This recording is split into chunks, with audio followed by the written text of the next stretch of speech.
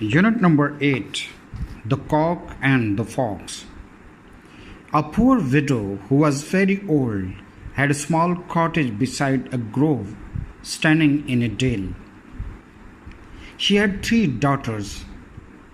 The widow led a very simple life, providing for herself and her daughters from a small farm. The yard of her farm was enclosed all around with a fence, and there was a ditch outside it.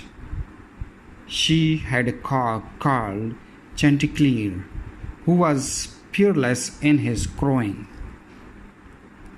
Chanticleer was beautifully colored with a comb as red as a coral and a beak as black as jet.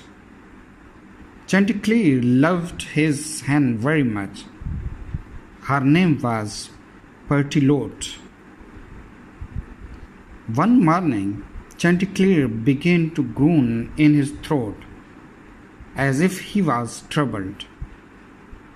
Pertilote was afraid. She asked him what was the matter. He replied that he had a bad dream. He prayed to God to help him to correctly interpret it. He had dreamed that while roaming around the yard, he saw an animal like a hound. That animal tried to seize his body and wanted to kill him. The animal's color was somewhere between yellow and red, and his tail and both his eyes were tipped black. Pertilote mocked him, telling him that he was a coward. She then argued that dreams were meaningless visions, caused simply by ill humors. She found a solution of his problem in herbs. She told him that she would pick herbs from the yard in order to cure his disease.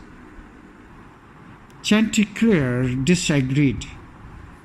He argued that dreams were tidings of good things and bad things to come.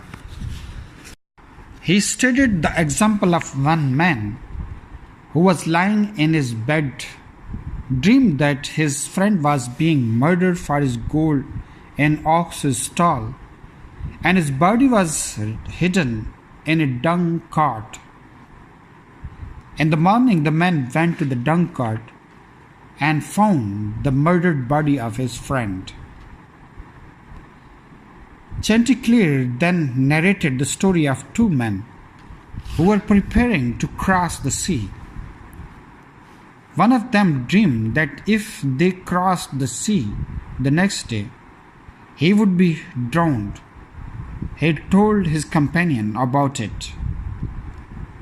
His companion laughed at him and resolved to go no matter what happened. The ship's bottom tore and his companion was drowned. Then Chanticleer laughed and they both stopped talking about the dreams and their prophecy. He flew down from his pole and told her that he had found a grain lying in the yard. The next morning, when Chanticleer was walking, a coal fox broke through the hedges and got into the yard. Chanticleer caught sight of the fox and was about to flee, but the fox addressed him and asked him where he was going. The fox claimed to be his friend. The fox claimed to have met Chanticleer's mother and father and praised his father's excellent singing voice and the way his father used to stretch out his neck and stand on his tiptoes before singing. The fox then asked whether Chanticleer could sing like his father. Chanticleer was overjoyed and flattered to hear his praise.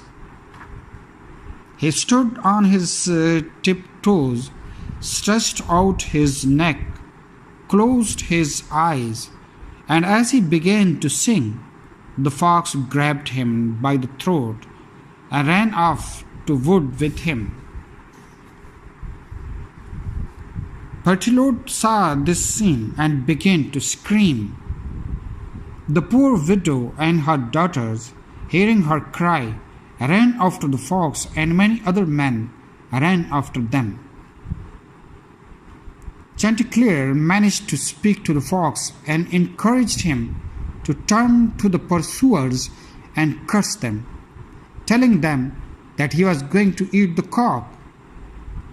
The fox agreed, but as he opened his mouth to speak, the cock broke from his mouth suddenly and flew high up onto a tree. The fox tried to persuade him to fly down in order that he might tell the truth.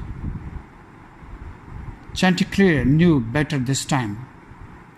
He stayed high up out of the fox's reach.